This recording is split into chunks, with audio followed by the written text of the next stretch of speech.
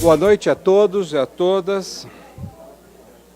É um enorme prazer tê-los aqui nessa conversa com o professor Francis Fukuyama sobre as relações entre direito e desenvolvimento, né? Eu gostaria, em primeiro lugar, de agradecer ao próprio professor Francis Fukuyama, que tem uma agenda extremamente apertada aqui no Brasil. Ele vem para uma conferência, mas colocou o desejo de ter algum tipo de diálogo com a academia. E nós ficamos muito contentes, com a ajuda da Patrícia Galvão, que ele tenha decidido que esse contato se daria aqui na Escola de Direito da Fundação Getúlio Vargas, que, como todos vocês sabem, é uma escola de direito peculiar, por diversos motivos, que eu não vou aqui reproduzir, mas, entre eles, por ser uma escola que tem uma clareza de missão bastante grande. E essa missão é de contribuir, por intermédio de uma renovação do ensino e da pesquisa do direito, para o processo de desenvolvimento político, social e econômico da sociedade brasileira. Ou seja, uma escola que tem uma relação com a discussão sobre ciências sociais, economia, política, muito forte, né? E essa relação é uma relação de renovação dessas engrenagens de contato entre o direito e o desenvolvimento, né? Então, nesse sentido, eu espero que nós sejamos, sim, um bom lugar para a sua discussão, na medida em que o paper que nos foi apresentado para essa noite ser um paper que está intimamente ligado com não só a discussão sobre rule of law e desenvolvimento, mas também com os outros temas que tangenciam essa discussão, como a democracia, como a questão da efetividade do governo, né?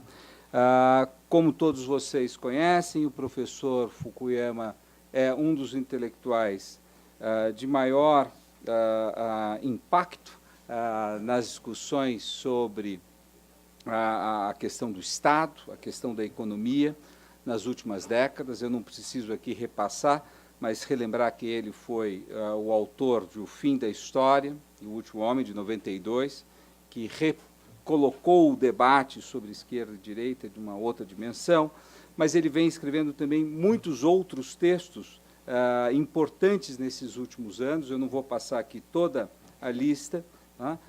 Mas é um autor importantíssimo e o privilégio de dialogar com ele é nosso. Eu queria agradecer ao professor Fukuyama por isso, convidá-lo para fazer uso da palavra. Muito obrigado.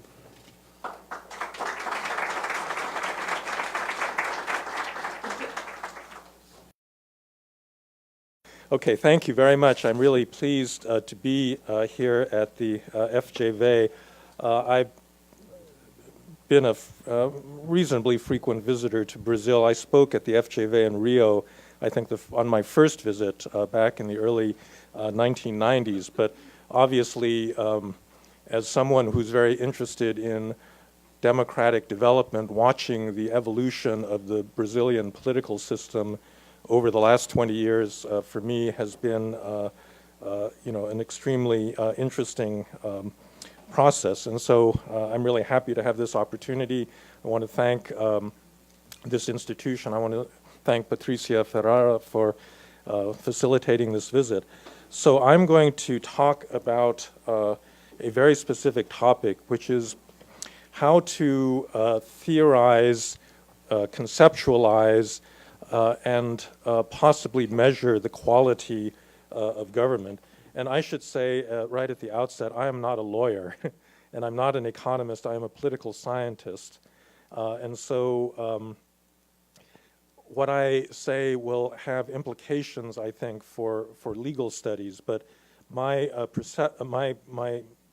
view of this subject, I think, really cuts across a number of separate disciplines. If I could speak as a political scientist, one of the things that I find very peculiar in at least American North American contemporary political science is the absence of study of the state. We study democracy a great deal. We study ethnic conflict and voting and legislatures, but we actually spend very little time looking at executive branches and the way that they function. In law schools, it's a little bit different because you do have a whole discipline of administrative law which really deals with this question. And as we'll see when I get into the discussion of bureaucratic autonomy, this is a territory that administrative lawyers, I think, are very familiar with. But I think that one of the most important political institutions with regard to development outcomes is really the quality of public administration in a state bureaucracy. I think that there's been a tremendous amount of research on this subject, a lot of it led by economists over the last 20 years that have indicated that that is the case. I want to say a couple of definitional things at the moment. There's been a substitution in English of the word governance for the word government over the last 20 years, which is, I think, the result of a number of different forces. So the World Bank, for example, does not really talk about government. It talks about governance, and it talks about good governance as being important to securing development outcomes in terms of economic growth, social goods and outcomes, and the like. And the word governance, I think, is a little bit problematic from my standpoint because it reflects, I think, initially an unwillingness to actually confront the state itself and the politics of the state.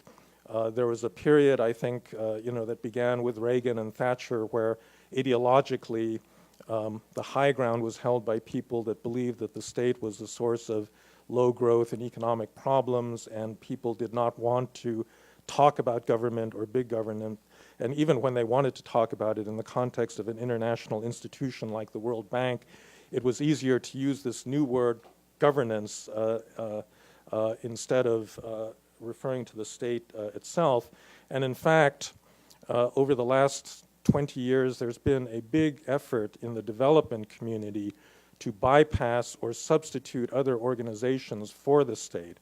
And so now if you use the word governance, it can refer to corporate governance in the private sector, it can refer to NGOs, to the nonprofit sector, it can refer to international organizations, all of which provide, in some respects, state-like services in terms of guiding communities and political bodies, but are not the state. And I think as an empirical fact, yes, it is true that governance in that sense is provided by a lot of non-state actors in the contemporary world. And in a place like Europe, if you don't look at the EU level, you really don't understand where the core of a lot of regulation is coming from.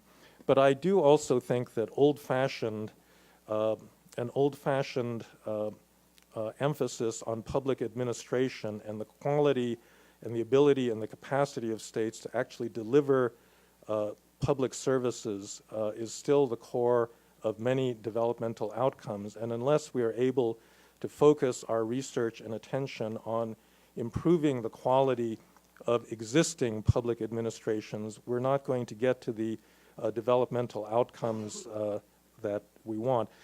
I could give you lots of examples or cases where this is true. Privatization.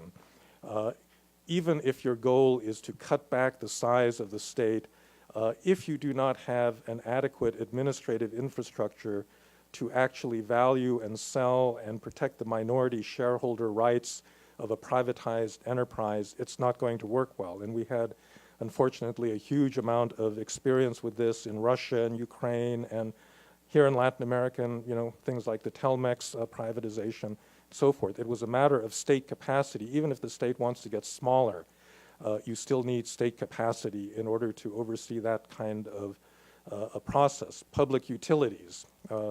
the effectiveness and efficiency with which they are run depends, very highly on the capacity of state bureaucracies. If you go to even to the developed world, to contemporary Europe, and you ask, what was one of the original sources of the current Euro crisis that the EU is suffering from? A lot of it, frankly, has to do with the differing quality of public administration between, on the one hand, Scandinavia, Germany, the Netherlands, and then specifically Italy and Greece, in which you had the survival of a certain form of clientelistic politics in both of those countries that led to very outsized and extremely inefficient state sectors. So Greece, for more than a century, has had per capita on average about 7 to 8 times the number of civil servants that Britain has had, of much lower quality, and that had a lot to do with the fact, with their inability to manage sovereign debt when the opportunity arose as a result of their joining the euro. So I think there's just a lot of, there's too much evidence at this point that says that if we cannot improve the quality of states, their ability to deliver services, their ability to deliver basic public goods, you are not going to achieve fundamental development outcomes. And you can spend time looking at other non-state actors as substitutes, but I think that in a way avoids a very important question. So when I talk about governance, and when I use that term in the paper that was distributed and in this talk today, I want to just make clear I'm focusing on public administration on the state sector, and I'm actually focusing on the whole question of implementation. This is another tendency that in the United States has been very strong to downplay the importance of the administrative side in favor of public policy. I've been involved with public policy organizations my whole life and public policy schools. And I think that there has been this evolution away from the questions of implementation towards questions of public policy. Woodrow Wilson, former president of the United States and former president of of Princeton University, when he was a Princeton University professor back in the 1880s, wrote a very famous article called "What is Public Administration?", in which he distinguished between the political level that decides on policy and the administrative level that implements policy. And part of the reason that he wrote this was that at the time, American public administration at virtually all levels, federal, state, and especially local, was completely unprofessional and was thoroughly clientelistic. Every single appointee in the American federal government, virtually, was there as a result of political backing from probably some member of Congress or some political party. And there was no effort to create a Weberian merit-based bureaucracy. And part of, I think, his effort in focusing on the implementation side really had to do with raising the dignity and the status of those people that would actually implement public policy. And I must say, this is a problem that we in the United States have not solved yet. If you look at President Obama's 2 major legislative achievements, his Affordable Health Care Act and the Dodd-Frank Act that regulates the financial sector, both of these acts have been, I think, largely undermined in the implementation stage, because in our particular constitutional system, it's not enough just to pass legislation. You can continue the political fight into the implementation stage, and the opponents of these 2 pieces of legislation have actually been very successful in undermining that. So I think that what we need to do when we talk about the capacity of states is to focus on implementation, focus on the quality of things like civil services. And for the moment, it's not to say that public policy and the substantive ends that public policy is following are not important. But I think that if we want to, for example, be able to compare the quality of government across countries, we need to focus on that narrower implementation question. This is an issue that comes up very much when you change your focus from Europe and, let's say, Latin America to East Asia. Because in East Asia, you have had a number of highly administratively capable states that were not democracies. Japan in an early phase of its development, South Korea under military dictatorship, Taiwan under the Kuomintang, and contemporary China under the Chinese Communist Party, as well as Malaysia, Singapore, other countries with very, very imperfect democratic accountability, have nonetheless achieved remarkable development outcomes. And I would say that that is because they have had all of those countries that are in this Chinese cultural sphere are heirs to this very long Confucian tradition of centralized bureaucracy that has given them a tremendous advantage. And this is something that they had in the period before they encountered Western colonialism. So the colonialism disrupted those political systems. But one of the reasons that East Asia has seen the rise of so many high-performing developing countries is, unfortunately, and I say this unfortunately because I'm a big believer in the intrinsic value of democracy, but unfortunately, I think that it was not democratic accountability that created those outcomes. It was the possession of an administratively capable state. And so, for example, if you compare contemporary China and India right now, I think you see, the source of the problem. India has been a very successful democracy since partition, since it was created in the late 1940s. Given its size and ethnic diversity, the fact that they could hold this country together as a democracy has been nothing short of remarkable. But if you look at infrastructure, if you look at basic meeting of human needs in terms of education, health outcomes, the eradication of extreme poverty, the Chinese dictatorship has produced much better results. And so another thing that I think we need to focus on is to be able to characterize the quality of the state, the quality of the administrative apparatus of the state, independently of whether that state is democratic or not. We can then pose an empirical question as to what is the relationship between a high-quality administrative state and democracy. Does democracy aid or weaken administrative capability? I would say that in the development community today, there is a kind of consensus that all good things go together, that more democracy is the solution for political corruption, for weak administrative capacity, and so forth. And there's a clear theory behind this that says citizens do not like bad outcomes. They don't like corrupt governments. So if there's enough transparency and information about the performance of governments, then citizens will band together and demand higher quality government. They'll basically throw the bums out that are stealing from the public purse.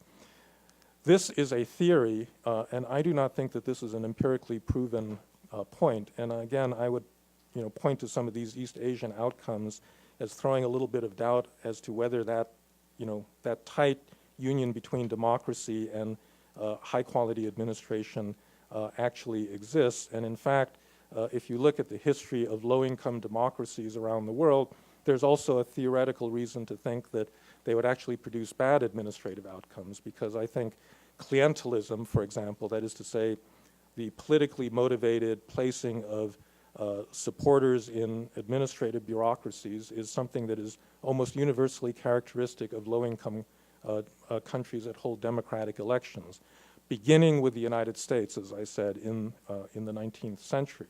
And so I think unless we have measures of state quality that are separate from our measures of democratic accountability and the measures of, so rule of law is a little bit complicated, because to some extent, rule of law under certain definitions of the rule of law actually corresponds with administrative capacity. This is what you might call rule by law.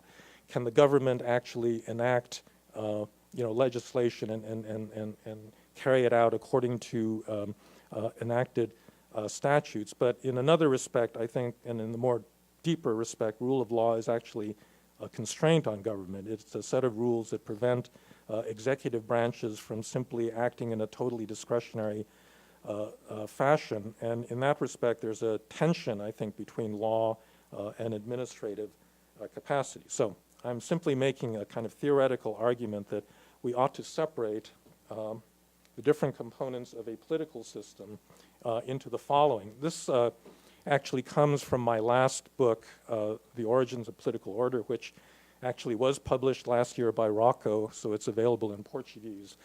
But this is the overall framework that I work with, that if you think about political development, you really have 6 dimensions of development. So you have economic growth, you have social mobilization, and then you have 3 categories of political institutions. So you have what I've been talking about for the last few minutes, the state, the administrative state. You have rule of law that can be seen as a series of rules that constrain the discretionary behavior of the state. And then you have democratic accountability. And the thing about this framework, and what I would argue theoretically is, and then finally you have in the middle a separate dimension which has to do with ideas and legitimacy, because I think those evolve separately from those other dimensions. But what I would argue, and I believe this is a continuation of an argument made by my mentor, Samuel Huntington, back in the 1960s, is that every one of these dimensions of development can occur separately from the other dimensions. That you can have states that are administratively capable but don't have rule of law or accountability. That's China. You can have some that have a strong administrative capacity and rule of law but no accountability or little accountability. That's Singapore. You can have some that have elections but little rule of law and a very weak state. That's, Afghanistan.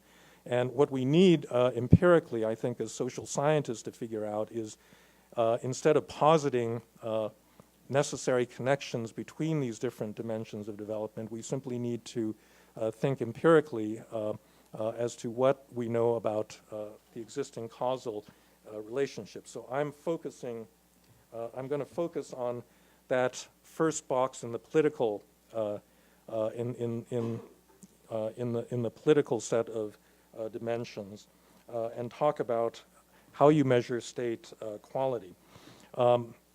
Basically, I think there are a number of existing empirical measures that have become available.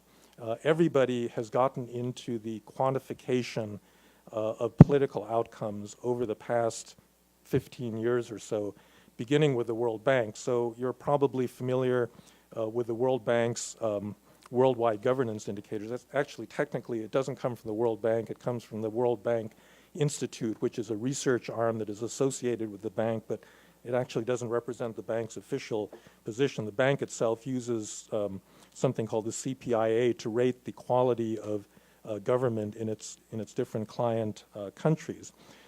So if you're aware of the worldwide governance indicators, they have 6 categories that they try to measure, including voice and accountability, rule of law, control of violence, regulatory quality, government effectiveness, and control of corruption. And these have been used quite a lot by a lot of social scientists because basically in certain of these, particularly when you get to measuring things like rule of law in the state, these are, the few measures that are out there and exist. But they're very, very problematic because, for one thing, they give a single number in each of these 6 categories to an entire country. So all of Brazil, all of China, all of South Africa gets one score, regardless of the fact that, the quality of government varies tremendously by the level of government, by the sector, whether it's health, education, security, public financial management, and the like.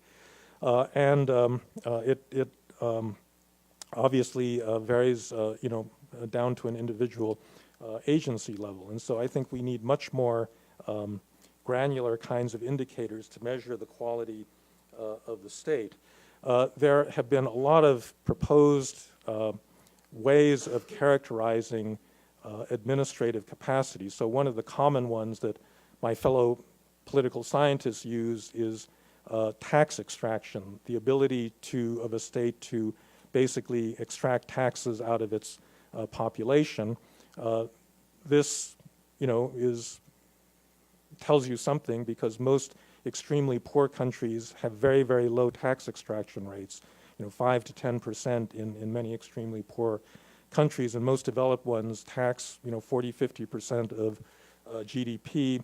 Again, there's a lot of problems with this as a measure. For example, there's a difference between the theoretical tax extractive capacity of a state and the actual extractive rate that's due to policy preferences. The United States in wartime taxed 50% of its GDP in order to pay for World War II, let's say.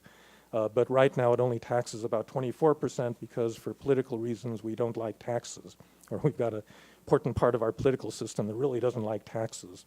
And so these reflect not administrative capacity so much as policy choices. Population registration. To what extent can a state actually identify who lives in its territory for purposes of redistricting, for purposes of providing universal education, in terms of voting or voter registration, and so forth. In Latin America, informality is a huge phenomenon, and a lot of that, as Hernando de Soto and other people have written, reflects the fact that many people are actually outside of the formal legal system, don't have clear property rights, and therefore are not able to receive state services, are not able to collateralize loans, are not able to litigate, to protect their property, to use the judicial system, and the like. So, it's another candidate. It's another candidate measure. Obviously, you can also measure outputs in terms of educational outcomes, health outcomes, and the like. This is also something that's used quite frequently. I think there's a lot of problems with using outcome measures because the public inputs to outcomes is actually, in many cases, very small. In education, for example, I think most education researchers have indicated or shown that only about 30% of the actual measured performance of a student body is due to the public inputs, and the rest has to do with family, friends, neighborhood, level of development, and the like. And then the final question has to do with this question of bureaucratic autonomy, the degree to which officials in a public bureaucracy are actually given the authority to make discretionary judgment calls in the exercise of their duty, or the extent to which they are bound by detailed rules that prescribe their behavior. And in this respect, I think there's a very odd discrepancy between the way that, as I said, in administrative law, this is what's known as the whole problem of rules versus discretion.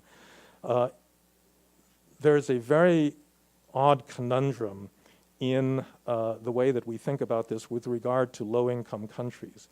If you go to the World Bank or DFID or USAID or big, rich world development agencies, what we have been telling poor countries for the last generation is to reduce the amount of discretion in public procurement, in administrative activity in general, because our view under kind of the usual principal agent models that we use to characterize public bureaucracies is the whole problem is that the agents have too much discretion, that corruption is the result of the fact that the agent wants to line the pockets of his family's bank account rather than caring for what the public authority wants that agent to do. And therefore, if you want to minimize corruption, what you want to do is increase the number of rules to make it impossible for that agent to, basically make the wrong decisions. The reason that that's peculiar advice is that that's not the problem in most bureaucracies. Most bureaucracies, including most bureaucracies in my country, the United States, is that they have too damn many rules.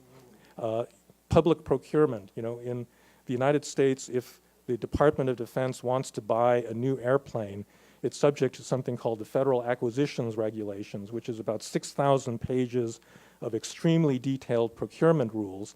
And everyone that has looked at this problem understands that wading through this vast body of regulation is what drives up the cost of big-ticket defense items, or why it is that the Defense Department, when it tries to procure a computer, pays twice as much as a commercial firm. We have too many rules. So how is it the case that what we're telling poor countries that are dealing with problems of corruption is that they need more rules, whereas we have too many rules in developed countries? And indeed, in some poor countries, you actually have that phenomenon as well. So anyone that's dealt in India with public procurement or with the Indian bureaucracy would say, yeah, the problem there is too many rules. There's too much red tape. Things are too inefficient. You cannot get government agents to make decisions and the like. So this is my framework for, oh, by the way, these are just some. So this is the paper that I distributed. It's available in a couple of different places that deals with this question of how do you think about the appropriate degree of bureaucratic autonomy. So in my view, if you think about what's the right degree of delegated discretion that ought to exist in an administrative hierarchy, you probably have an inverted U-shaped curve of this sort. So on the x-axis you have less autonomy, and on the right-hand side you have more autonomy. You don't want to be at either end of that axis. You don't want to be at the end that says, we're going to prescribe your behavior by too many detailed rules, but you also do not want to grant bureaucrats total autonomy in decision-making, because it's not just in a democratic political system. In any political system, the political principle is the one that makes the political decisions. They're the ones that really ought to be giving the instructions to the bureaucrats. But certainly in a democracy, the sovereign people acting through their elected representatives are the ones that set the rules. So no one's arguing that any bureaucrat should have complete autonomy. But there probably is an inflection point in this curve somewhere between those two extremes that represents an appropriate degree of delegation. And the question is, how do you locate where that point is? I would argue that if you change the curves a little bit and make the y-axis now government quality, you can draw different curves for different countries at different levels of capacity. So the topmost curve, capacity level 4, would be Germany or Sweden or some Scandinavian country that has a very high quality bureaucracy with a great deal of capacity. And under those circumstances, you would feel free to delegate relatively more autonomy or discretion to those bureaucratic agents than you would in a country that is at capacity level 1. That may be Nigeria, let's say, with a very poor quality bureaucracy, very high levels of corruption, and therefore the ideal degree of autonomy that you want is much, much lower. And in fact, if you draw another curve, or this upward sloping line actually represents the inflection points of a whole series of those capacity curves. So basically what you're saying is that with low capacity countries, or in a big country in a low capacity agency, you're going to want to prescribe those agents with a lot of rules, whereas as your capacity increases, you want to give them greater degrees of autonomy, and there's a kind of sweet spot at the top where you have extremely high capacity, and therefore you can delegate a large amount of autonomy. And this leads you then to think about countries and where different countries would fit into this matrix. Now, the reason that each one of these countries is represented by a circle or an ellipse rather than a single point is that every country consists of a lot of different bureaucracies, and they all have different levels of capacity, and therefore they have a lot of different levels of appropriately delegated autonomy. So in the United States, for example, the Federal Reserve, our central bank, is unbelievably autonomous. It's one of the most autonomous agencies among central banks, far more autonomous than, let's say, the European Central Bank. So since the financial crisis, on their own authority or on his own authority, Ben Bernanke has been buying mortgage bonds and making, decisions to bail out this company, but not this bank, but not that bank, and so forth, without any explicit democratic, legislative, political control. On the other hand, there are really annoying parts of the American government that are bound by a tremendous number of rules. So fortunately, getting a business license is not one of them, but in terms of other forms of registration, in terms of environmental, meeting, I live near San Francisco.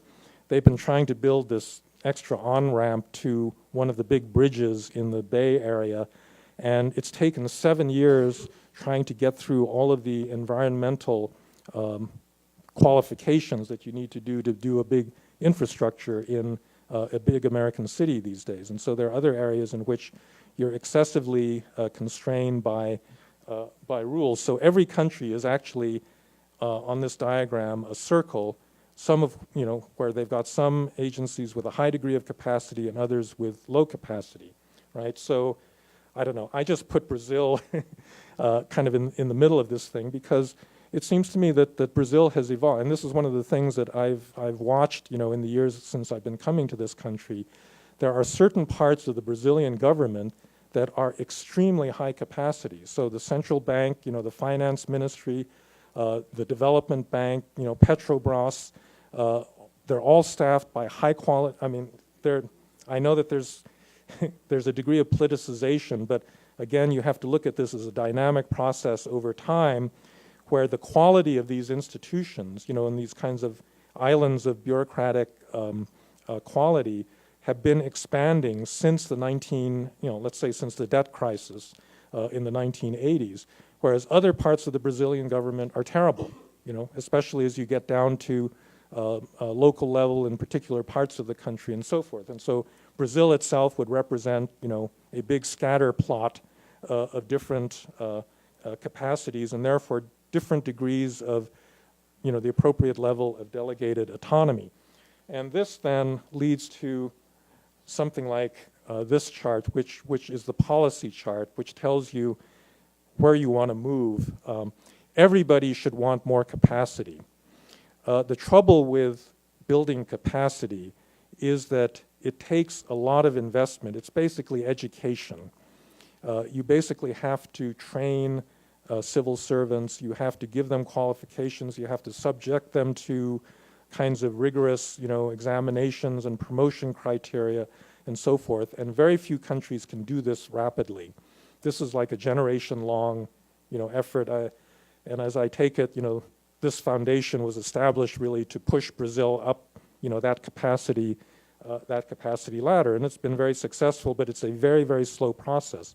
And so therefore, in the short run, that's not a policy decision that's really under immediate control. And by the way, that's why politicians don't do it, because the payoffs from that kind of investment in capacity are ones you're not going to see way past the time that politician is in office. And therefore, there's always going to be a bias to doing things that are shorter term.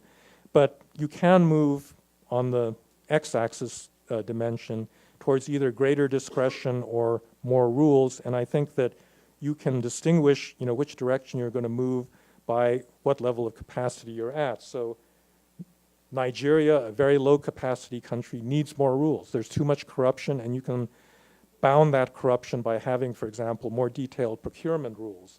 China is at a very much higher level of capacity than Nigeria, but it also needs more rules. Its officials have too much autonomy in terms of, land requisitions, in terms of the kinds of discretionary decisions they make in, various kinds of policy trade-offs and the like.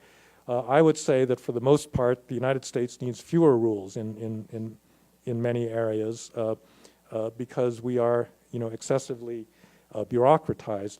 And this, I think, is the answer to this question, this puzzle that I posed, which is why is it that development agencies are recommending more rules to poor countries and fewer rules, well, they don't recommend to rich countries, but why is it that that exists at the same time that you have excessive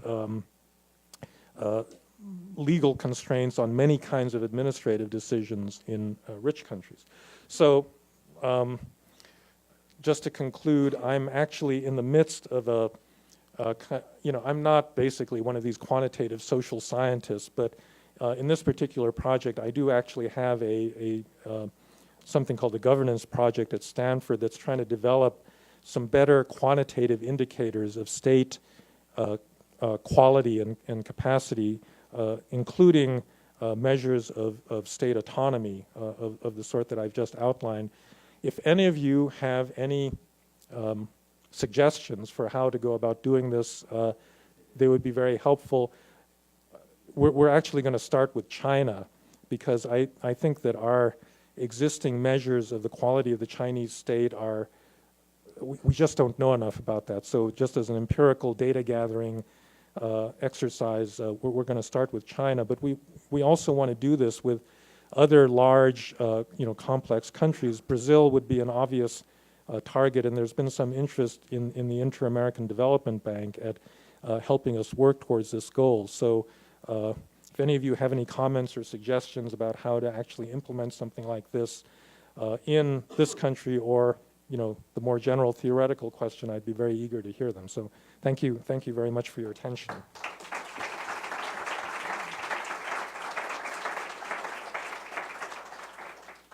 A gente vai passar o microfone para as pessoas que quiserem fazer perguntas. Então, Professor Fukuyama, congratulations for your excellent lecture and your theory about the autonomy and the capacity of state bureaucracy.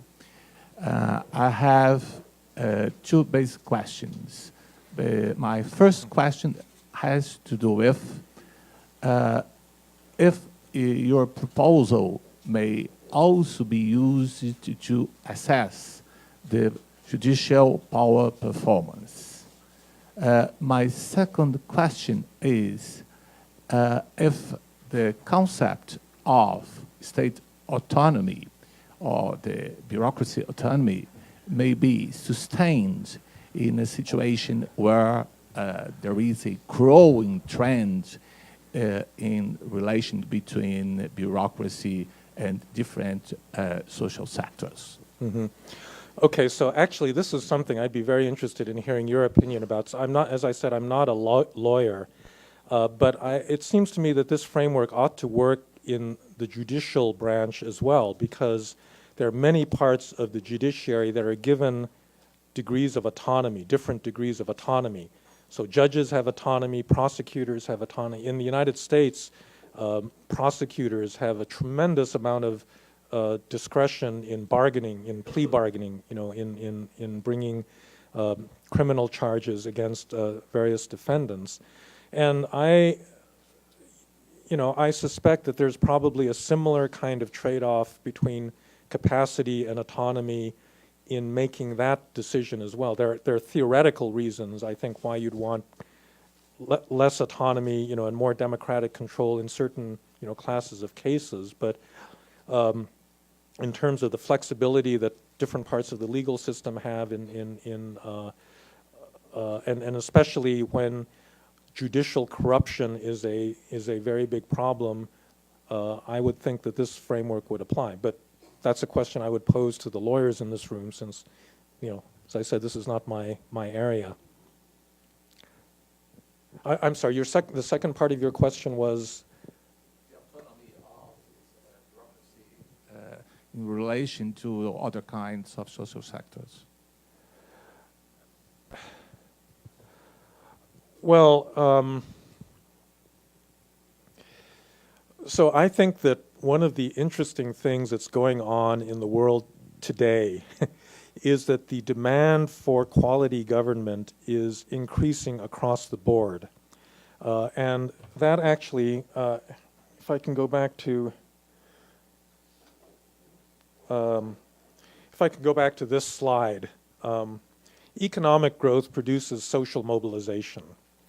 you know, as a country modernizes economically, you get new social groups springing up, particularly middle-class individuals who have very, very different kinds of political demands out of the political system. And so I think you've seen across the world, including here in Brazil, you know, the rise of tremendous number of new social actors that are not content to do politics in the old way, and they want government to perform differently. And so I think that one of the, you know, the most difficult issues is how do you make a state accountable to a very demanding public that's got lots of social actors out there without disabling its ability to make fundamental decisions? Because, you know, if you turn over decision-making ability to basically a group of unorganized NGOs, you're not going to get anywhere. I mean, that, you know, you can't make decisions under those conditions. And so what modern governments need to do is to figure out how to reconcile the need for autonomous judgment in the state administration with the need to be responsive at very many levels to the social inputs from mobilized social groups in society. And I think that the appropriate model for this, I guess in my view, the degree to which you can make those connections a bit more informal and not embed them in hard law is a benefit, because you need bureaucracies that can respond, but you also need procedurally relatively efficient, you know, procedures that will actually get you to a decision. In my country, in the United States, our entire constitutional system is based on a large number of checks and balances whose purpose is to prevent actually bureaucracies from acting.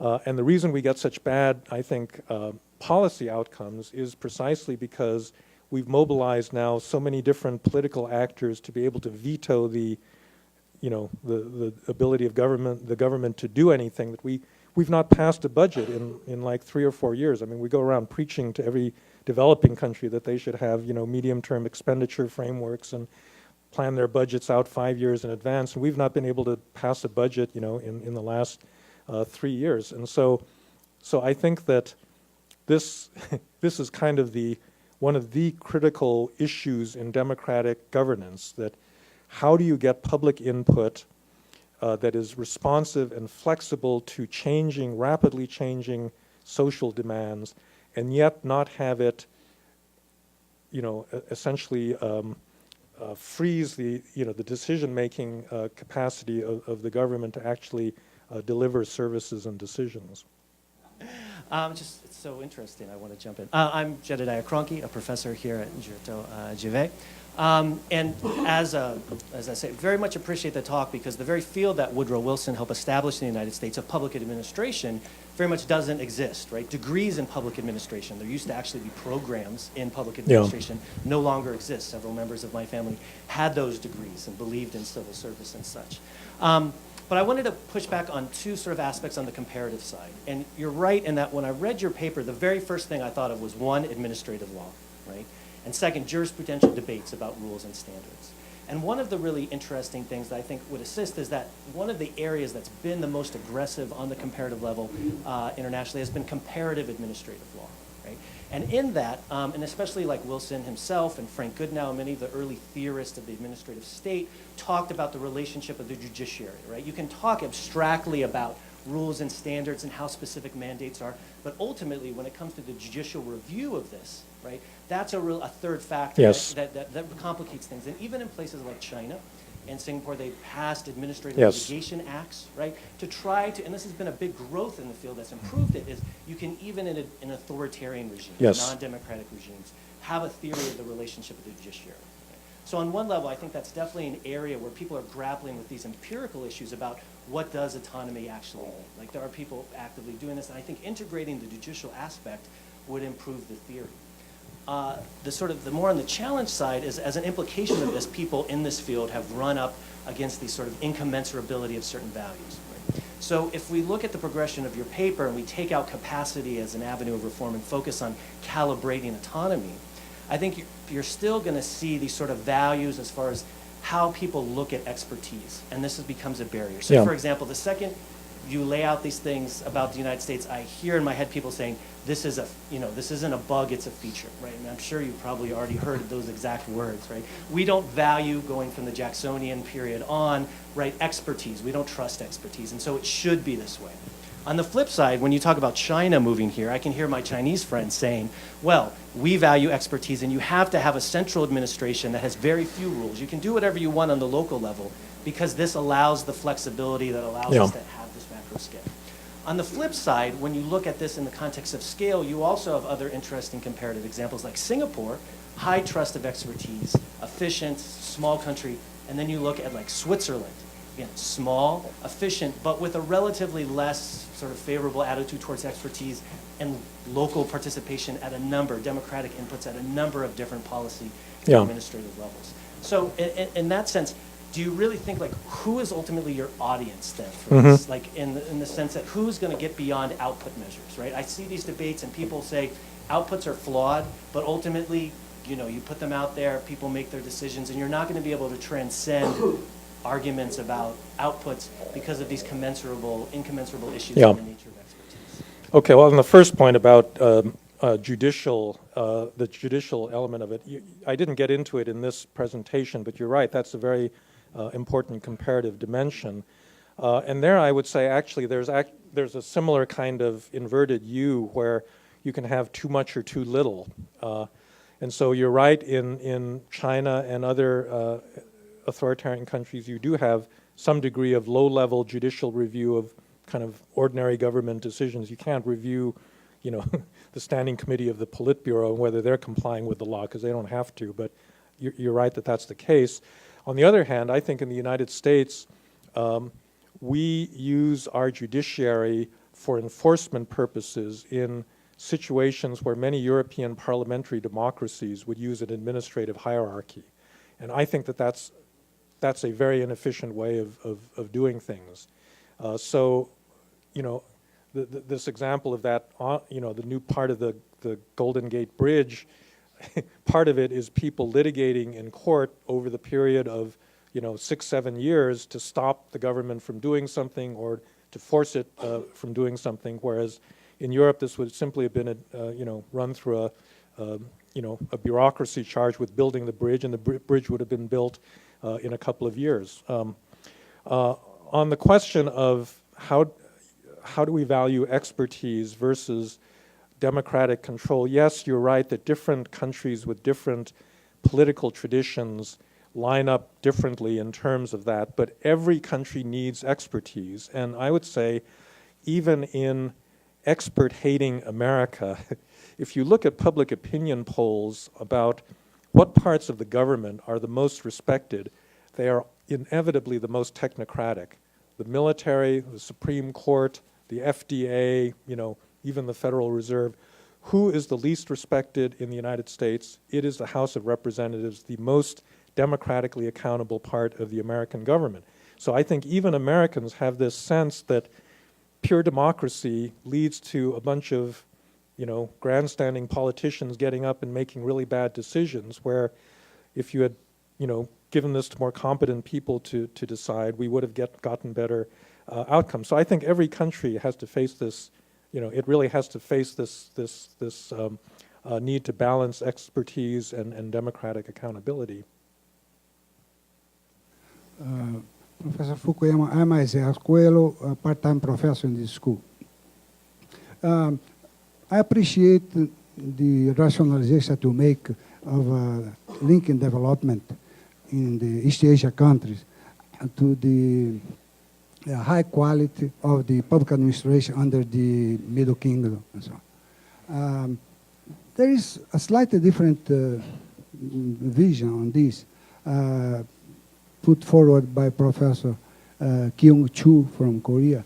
He says that's not, he doesn't go into that kind of consideration, but he explains development both in the authoritarian period and in the democratic era as due to different social organizations, namely that the people who are of Confucian extraction, say, they are more collectivist in outlook, and they cooperate, and they don't try to beat the system as often as Western European cultures, which are much more, say, individualistic. So, do you consider this perhaps a competing explanation or complementary to what you are proposing, or how do you see it? I think that it's largely complementary. So when you think about what makes for a really good, high-quality, autonomous bureaucracy, it is not the fact that the bureaucrats close themselves in a room and talk to each other and come up with a great decision and then announce it to the whole, to the rest of the society and then impose it on them. A high-quality bureaucracy consults with the people that are being ruled, and they take inputs from those people, and their decision-making is shaped by an iterative process between the bureaucracy and the civil society. There's a very interesting book that's just been published by Stein Ringen, who is a Norwegian, actually, who now teaches in the UK, actually about the growth of the South Korean state. And his argument is the reason that it was good, it was a high-quality authoritarian state, was precisely because it did not try to control civil society down to the last, organization, but actually took significant advice and co-opted many civil society organizations into its exercise of authority. So that's why I think, it's a complementary thing. I do think that there is an adversarial quality to democracy and litigation and other things that we do, especially in the United States, that probably makes that kind of a smoothly functioning, bureaucratic organization much harder, to achieve in other cultural settings. And so, in that respect, it may be an alternative explanation for why, those systems work well. Professor Fukuyama, I was wondering while reading your paper, I would like to ask you about this normative descriptive relation in your paper. You say you're going to put all the normative questions aside and focus on the implementation. The descriptive point of view. Yeah. I was wondering if the normative doesn't come back when you talk about this relation between capacity and autonomy, because what seems to me is that you're trying to measure innovation. That's the normative point. And you're kind of changing from a legal form model of legitimation to a more charismatic or I don't know, a technical way of model of the legitimation, and proposing a kind of heroic model for bureaucracy. When I read a paper, I think that your model of a good administration is kind of a heroes that are very capable and they can do things in a very uncertain environment. And we can ask this question about flexibility in a legal formal framework. But it seems to me you're just changing for a more charismatic or mode of legitimation. Well, okay, I want to be very clear about what I said in that paper about wanting not to focus on the substantive ends of policy. Of course, these normative considerations pervade everything. You can't get rid of them. So even if what we're saying is we want fast, efficient government, that's a normative statement in itself, because maybe there are people that value slow, stupid government, I mean, it's possible that, such values exist. And this comes, to fore in this question of the concentration camp guard, because if you say that you just want to look at implementation and not the ends of policy, does that mean that a ruthlessly efficient concentration camp guard that kills his prisoners very quickly is better than one that can be bribed or is incompetent or so forth? And by my narrow definition of focusing on administration, you'd have to say, yes, the ruthless guard is the better guard. So obviously there are big problems in this. All I can say is we're always debating public policy. That's what we spend all of our time doing. But actual development outcomes in so many cases involve countries that do not have the simple administrative capacity to achieve an objective like primary school education that everybody agrees is a good thing. There's no disagreement normatively that we want to do this. There's a case that Jean Drèze wrote about in India where they did a study that showed that in some poor northern Indian states, 50% of school teachers were not showing up in their classrooms, 50%. So there's this big outcry, political outcry. This happened in the late 1990s. 10 years later, they go back and they find that despite all of these reform efforts, the number was still like 47% of teachers weren't showing up, right? And so that just seems to me to indicate that that you don't have to argue about the ends of policy. I mean, everybody agrees that teachers ought to go to school and teach their children, and you've got a state that cannot provide that basic service, and you got to fix that somehow. So that's all I'm saying is I think if we're interested in development outcomes, you really do have to focus on this narrower issue of implementation of policies that everybody accepts are desirable. Thank you very much for your presentation. My name is José Reinaldo, and I teach law here at the school. Mine is a curiosity. You said you were beginning your project with China, so I was just wondering what sectors of Chinese bureaucracy have you given priority, and how do you justify the priority they have been given in our research? Mm-hmm. Well, that's a question that has yet to be determined.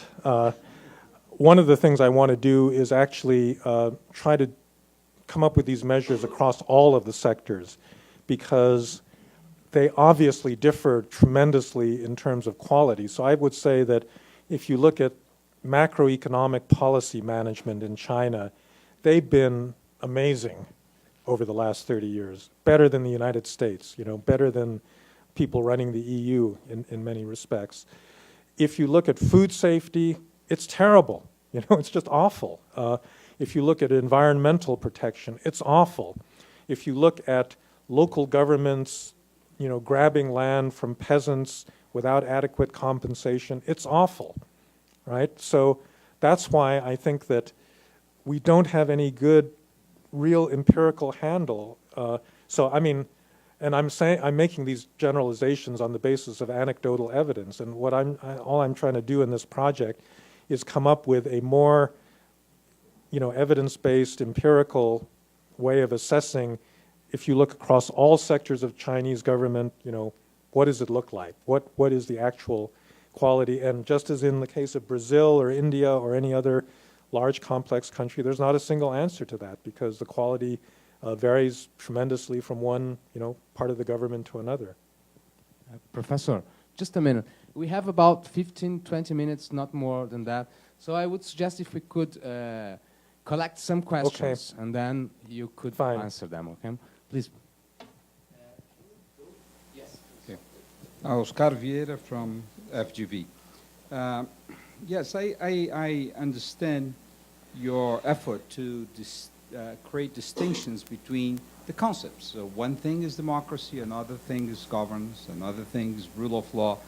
And this is indispensable to make good analysis and perhaps to focus on how these things interact with each other. So distinctions is fantastic. And obviously, when we see several of the problems of developing countries, you understand the notion or the importance to understand the efficiency of governance. You know, you gave all the examples of, you know, having a good schooling, having good policing, having a good education or whatever. So, but my point is when you add the notion of good governance to governance. Because, you know, if someone asked me to define a knife, I would say something that cuts with a blade. What is a good knife? I said, well, something that cuts very well without human effort. So it's a good definition of a knife, and is a good definition of a good knife. And when you define governance, you say, well, something that implements. But when you ask what is a good governance, perhaps it is impossible to have a good definition without a normative perspective. Let me take the rule of law debate. If you say, what is rule of law? It's a very close definition of your definition of governance. But when you say what is a good rule of law, it is indispensable to say, well, when you implement the law in an impartial way, if you implement the law in a very egalitarian way. So it is really possible to define governance and good governance without the notion of a normative notion, even of impartiality, equality, control, democracy. Because you gave examples. The central bank, you know, it's fantastic, because they don't have to be controlled by democracy. But perhaps they're very, you know, on the timeline, it's a specific example. But if you take a longer timeline, you would be impossible to find an organization that functions without democratic control that is a good governance. I'm sorry. Okay. Okay, sure. Professor, thank you very much for your talk and for your paper. It seems to me that you are assuming an unidirectional relationship between the institutions and development, in which that good institutions leads to a good economic development, a good result in economic development. In particular case of this paper, good governance will lead countries to good standards in economic development. But there are some scholars that claim just the opposite, that this relationship goes the other way around, from economic development to high standard institutions. And in this case, if these scholars are correct, my question is curbing discretion, which is your point for the non-good countries, curbing discretion to Nigeria or Brazil or some others might only hinder the necessary discretion and development policies required to these countries to sponsor their economic development, consequently their institutions. Because basically development policies presuppose or assume some degree of discretion. That's the story of South Korea or China. China, for instance, handle its economic relation through the information ties. The name is, I don't know the correct pronunciation, but something like Guanxi, the name of this very informal ties. But the Guanxi enabled China to achieve a very good economic development, consequently open the space to reform their institutions. So how much this discretion curbing could be a kind of backfire? Okay. Hi, Professor Fukuyama. Oh, I'm Ronaldo Macedo, also a law professor here. Well, my question has to do also with this connection between democracy and and this good governance. In your paper, you make a quotation from Judith Tendler's book, Good Government in the Tropics. And it seems that, as far as I remember, one of the very concepts of good government, one of the meanings she gives for this concept, is the idea that it produces a lot of externalities towards social justice. So she doesn't really analyze how those policies implemented by Tasso Gereissati achieved the goals that were supposed to be achieved by the policy itself. But she also analyzed how this could create some kind of synergy between states and local agents, and for example, the local agents in the health program, etc. So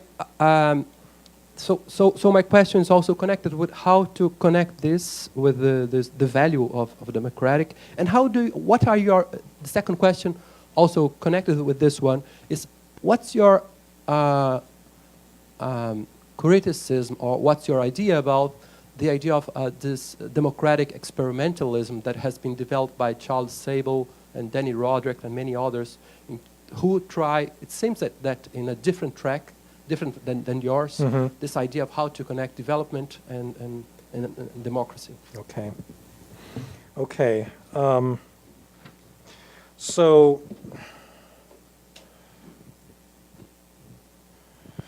for the first question, again, about we're back to this question of whether you can eliminate the normative dimension. And again, I would repeat, I'm not trying to eliminate it. I'm just trying to focus on a narrower question. So if you look at this curve, I'm not saying that bureaucrats ought to be given lots of discretion because they're experts and they know what's best.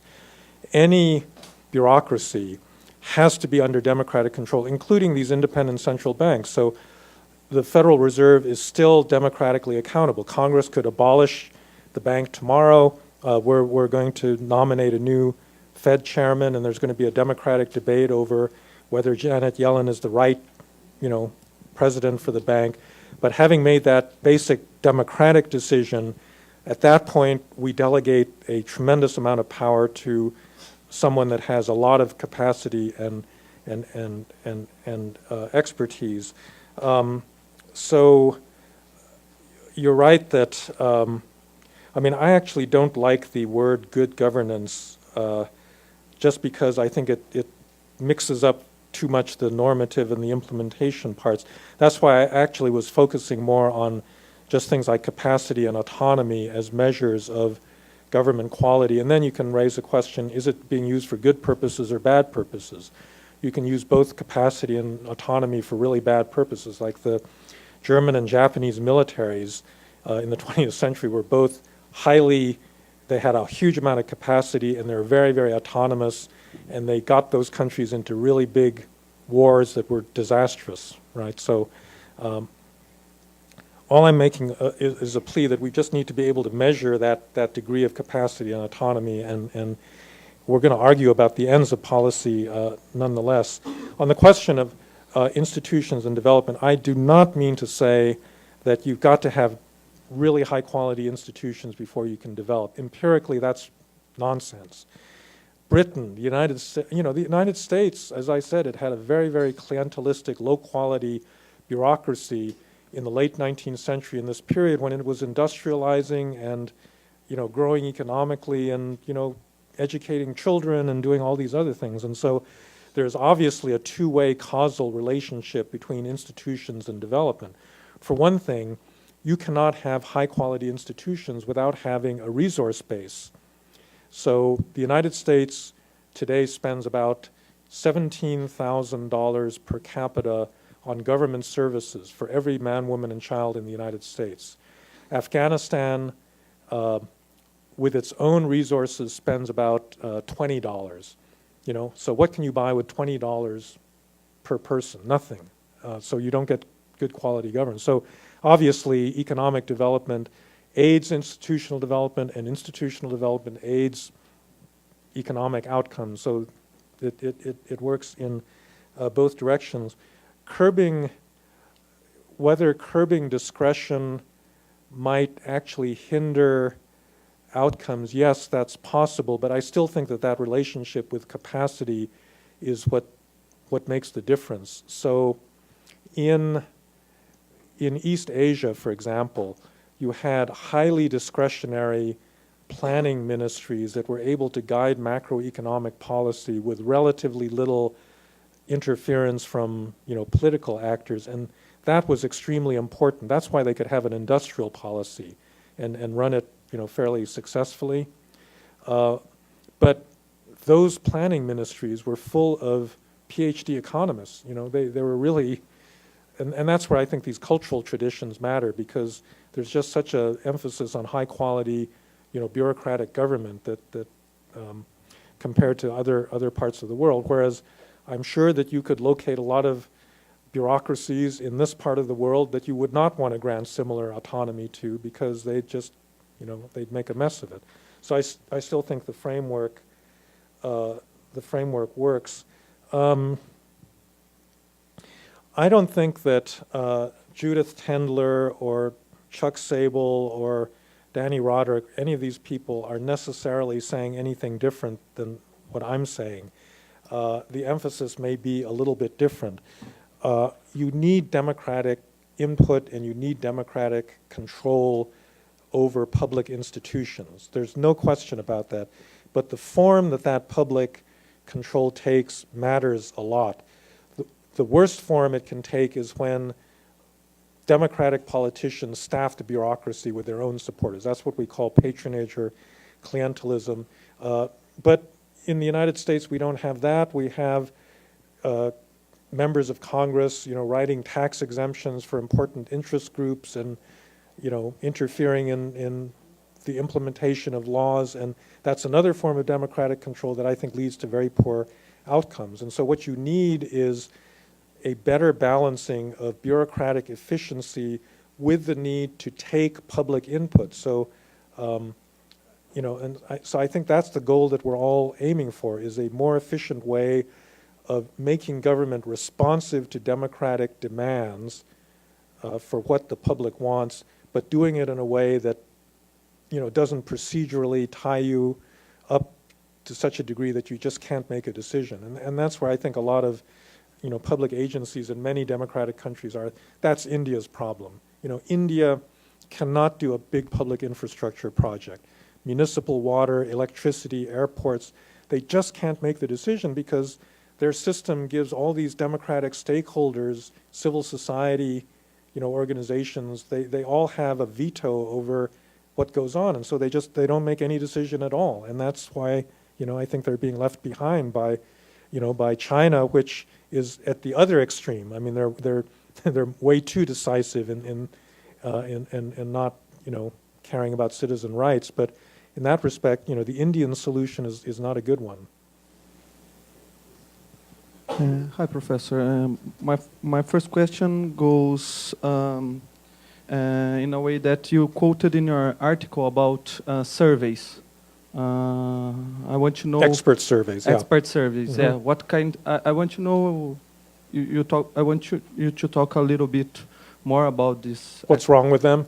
No. I want you to talk. I don't understand when you say expert surveys. There's so many types of surveys and there's so many types of control and I want you to know specifically what kind of survey you. So there's a lot of expert surveys to measure things that are not visible on the outside. So Freedom House, for example, has these measures of both democracy and civil rights, and what they do is they go around every year to a group of experts on a particular country, and they say, relative to last year, has the number gone up or down or changed? What is it? What does Burma look like this year compared to last year? What does it look like compared to Thailand? And the experts sit around and they say, well, it was a 4 last year, but now it's a 4.5, and so forth. And a lot of the World Bank numbers are based on an aggregation of this kind of expert survey. And I'll tell you an exact way in which they're misleading. So Matt Andrews, who teaches public administration at the Kennedy School, has just written a new book. He follows the Worldwide Governance Indicator measure of government quality in Argentina, for example. And it turns out that the measure goes up and it goes down and goes up and it goes down, but it always regresses to the same mean based on these expert opinions. And it turns out that what the experts are responding to is the Argentine government's announcement that they're going to do some policy or institutional reform. And the experts know about that, and so they say, oh yeah, Argentina's getting better, but then the reform has no impact on actual outcomes whatsoever, but this does not become apparent until several years later, and then the experts then realize, well, actually nothing's happened in Argentina, so it goes back down again. And that just seems to me an example that the experts actually don't know what, all they know is what they read in the newspapers, and something seems to be happening, but they have no idea whether this is actually producing better government or not. And so that's one of the reasons why what I would like to do is have an actual measure of what's actually going on inside the government rather than just what a bunch of outside experts think about what's going on inside the government. Okay, we have to finish, so just your question and then we have to stop, okay? Professor, my name is Gustavo. I am a graduate student of political science at the University of São Paulo. First, I would like to ask you, can we come back to the graphic where you show Brazil position? It's, yeah, exactly this one. Brazil, it's almost in the middle of the intersection, yeah?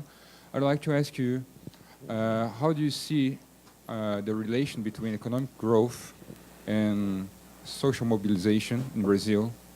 And where do you think we are going? This relation is taking us in this graphic. Yeah. Well, so the social mobilization in Brazil has created this new middle class that is much larger than it was, 10, 15 years ago. I think a lot of the social protest that you've seen in this country is based on that new mobilization, which is the outcome of economic, just economic growth, and is placing much greater demands on government. Now, whether that actually produces higher quality government is a really, that's the really big question. As I said, the reigning orthodoxy among many development specialists is, yes, public demand for better quality government should lead to higher quality government, but there's a lot of steps that have to occur before that happens. So one thing about social protest, that was true in the Arab Spring, it was true in Ukraine and the Orange Revolution, a lot of different places, is you get a bunch of young protesters together, they can bring down a government or they can, call attention to their issue, but then there's no follow-through in terms of a long-term mobilization to, let's say, create a new political party or to really use the political system to force the government to actually make a meaningful long-term institutional change. And that could happen, here as well. People that are mobilized may not understand, the right agenda in terms of what needs to be done. So there's a lot of things that have to happen before you translate social mobilization into higher quality government. It's not automatic. It goes through a very complex political process. And that's, I think, where the focus really needs to be. All right?